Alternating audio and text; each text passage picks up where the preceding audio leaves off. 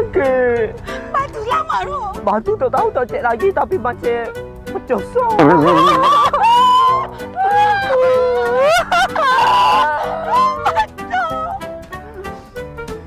Oh, dolah ya cerah orang pakai kertas handphone. Lepas tu nak main minta pergi tengok orang kata dalam edoh. Oh, edoh nanti panggil gitu. Panggil. Mentel-mentel lah kita udah.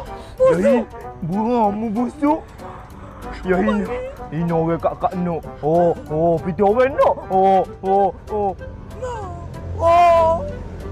Bodoh.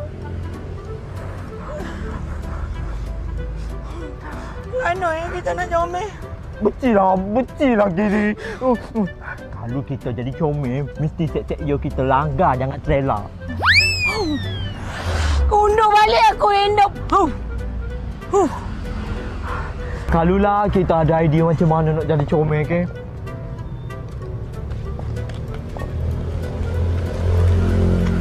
Kak pokoknya gitu. Tak tahu. Rawat teh kecantik ke bajet murah di spa apa ni? Setangi Wellness Spa. Mana? Setangi Wellness Spa. Ha. Balik tukar baju jom. Jom. Jom. Baik. Terima kasih Wellness Spa.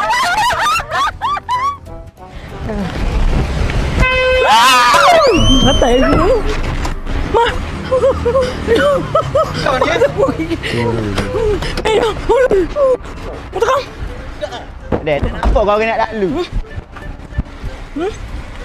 Dek, mu tak nampak aku nak lalu, mu tak letak jalan gitu Kalau Mu tu bawa lesen ada ke tak? mu komung lagi ni. Ya. Bang, mu sebanyak mu. Sebenarnya 2 ekor ni lah awak pecah telur saya mari kat Tamir. Oh, mu ada stok telur lain ke? Kamu kemung tu ngetai lalak besar busuk banget. Mu kaya nak serak mu ni. Hei! Mu tahu tak kita nak pergi mana? Ha? Pergi mana?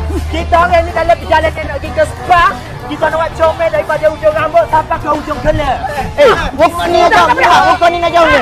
Aku dah tak sama. Sini balik mu, ngajak aku comel. Mu nak panggil mu yang aku tak ada muat saya.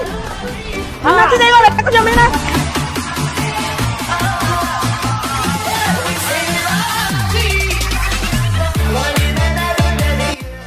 Aku jangan ingat aku tak boleh jadi smart protect mum.